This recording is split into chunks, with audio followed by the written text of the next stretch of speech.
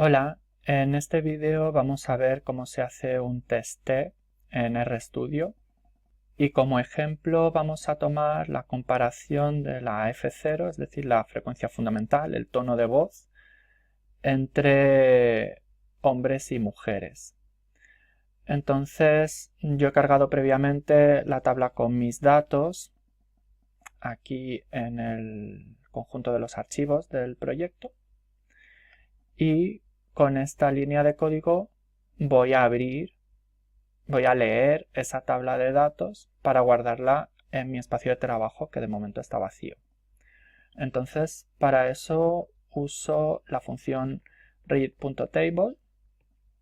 Después le voy a decir file.choose con paréntesis vacíos para que me abra el explorador y pueda seleccionar este archivo.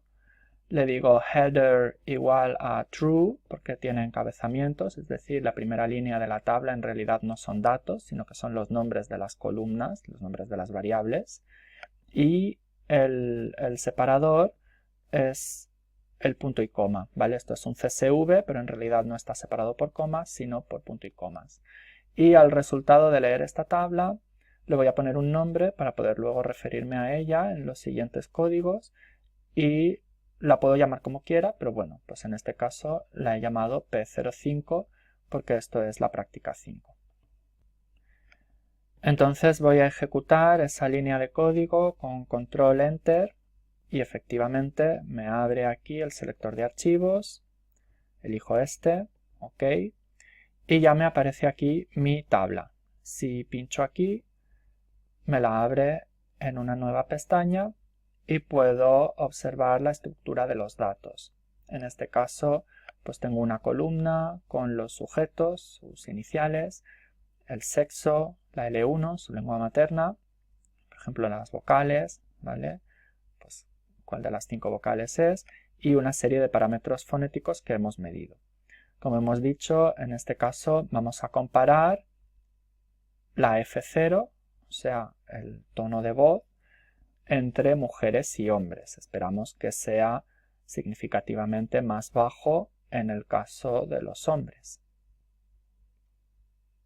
Entonces vuelvo a esta pestaña de mi script y ya sabéis que el test T es un ejemplo de estadística inferencial, pero siempre antes de hacer la inferencial, en principio yo debería haber calculado la estadística descriptiva. Por lo tanto, vamos a decirle que con esa tabla P05 me calcule con la función tapply la media de F0 en función del sexo. Me va a crear una tabla. Si yo ejecuto esta línea, control enter, que me dice que la media de F0 para hombre es de 128 hercios y para mujer es de 219, digamos, con el redondeo, ¿vale? Según los datos que yo tengo en mi muestra, ¿de acuerdo? Después puedo ejecutar la siguiente línea, también para calcular la desviación estándar, en este caso 33 para hombre, 23, 24 para mujer, y también los tamaños de las muestras con la función length. En este caso tengo 30 observaciones de hombre y 115 de mujer.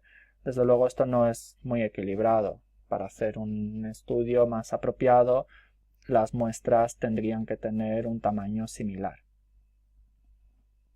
Pero bueno, esto es simplemente para que veáis pues cómo se haría el cálculo en R, ¿no? Entonces, claro, a mí lo que me interesa es ver si entre estos 128 hercios del hombre y estos 218 de la mujer, se puede decir o no que hay una diferencia sistemática, una diferencia significativa a nivel estadístico. Para eso no nos bastan los datos de la estadística descriptiva, sino que tenemos que hacer un test estadístico, una estadística inferencial. En este caso, como comparo únicamente entre dos grupos, el test más apropiado seguramente es el test T. Entonces le voy a decir que con esta tabla P05 me haga el t-test de F0 en función de este símbolo de la virgulilla. Lo puedo escribir si pulso la tecla Alt-GR y al mismo tiempo el número 4. Entonces voy a hacer el test de F0 en función del sexo. Y le voy a dar a Control Enter para ejecutar. Y aquí me sale ya el resultado del test. Entonces, ¿cómo se interpretan estos resultados?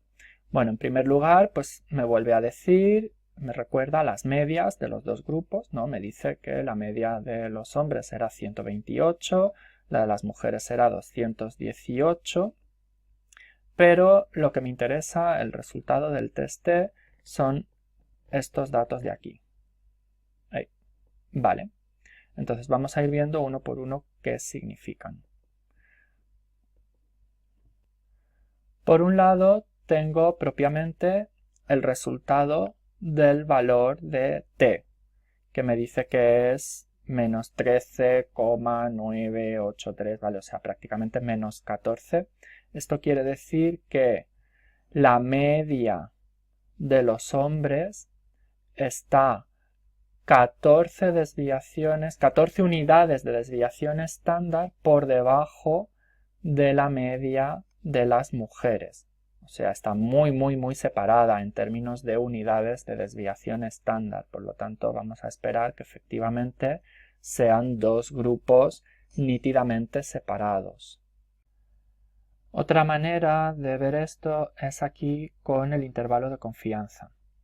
¿Vale? Esto lo que me está diciendo es que para calcular la F0 de hombre partiendo de la de mujer, le voy a tener que aplicar alguna modificación que siempre va a estar entre menos 103 y menos 77. Bueno, siempre, con el 95% de confianza.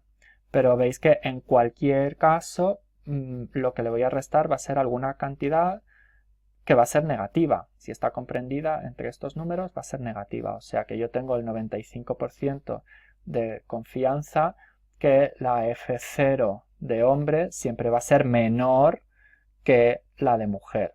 Si el intervalo de confianza incluyera el 0 dentro de ese intervalo, pues entonces no podría poner la mano en el fuego de que esos dos grupos se vayan a comportar de manera distinta, porque puede que la diferencia entre ellos sea 0, porque el 0 está dentro del intervalo de confianza, ¿no? Si este número fuera negativo y este número fuera positivo, entonces yo no podría afirmar que hay una diferencia significativa entre los dos grupos. Pero de esta manera, pues sí, porque siempre al 95, insisto, yo voy a saber que el dato de los hombres va a ser menor que el de las mujeres.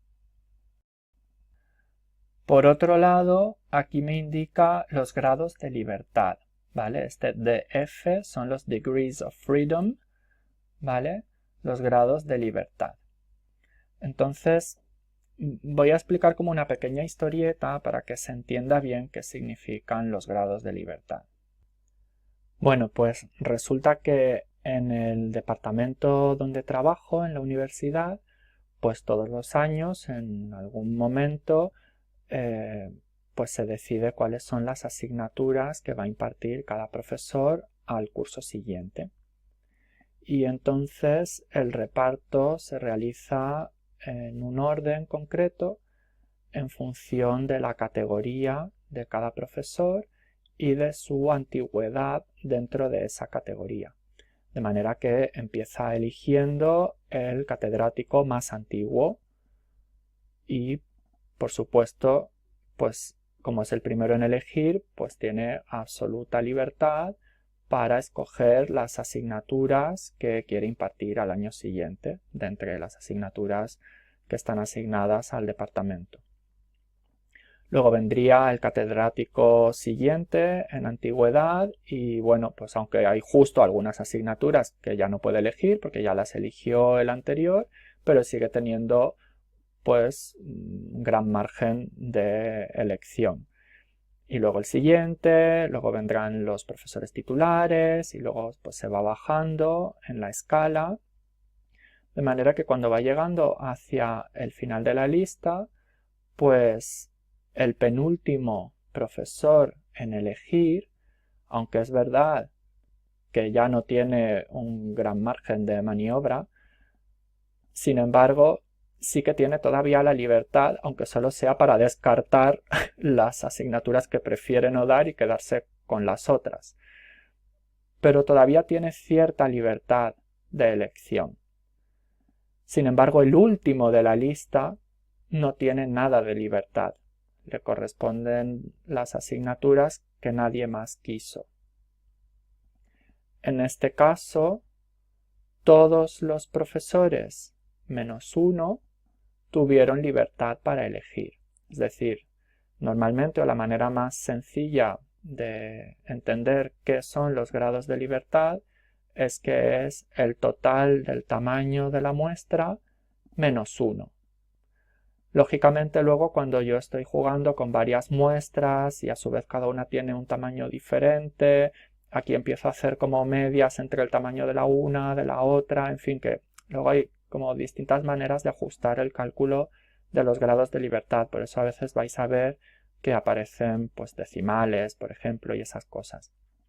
Pero la idea básica es esa, ¿vale? Es que los grados de libertad corresponden al total del tamaño de la muestra menos 1.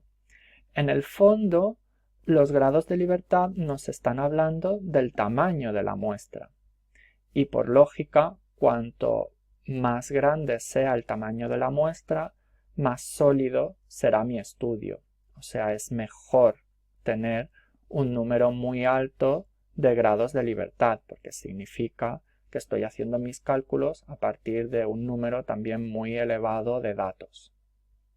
Y de esa manera es más fácil estar seguro si efectivamente el parámetro que estoy analizando se comporta de una manera significativamente distinta entre los dos grupos que comparo. Y por último tengo el valor de P. P es la probabilidad de equivocarme si yo dijera que estos dos grupos son distintos en cuanto a F0 en este caso. Pues si yo dijera que son distintos, ¿qué probabilidad tengo de equivocarme? La probabilidad siempre es un número que va a estar entre 0 y 1. ¿Vale? En realidad nunca va a ser un 0 absoluto, ¿vale? Sino que va a ser pues algún número en ese rango. Lo que yo tengo aquí con esta E-16 es notación científica. Quiere decir que en realidad el punto decimal lo debería mover 16 posiciones hacia la izquierda.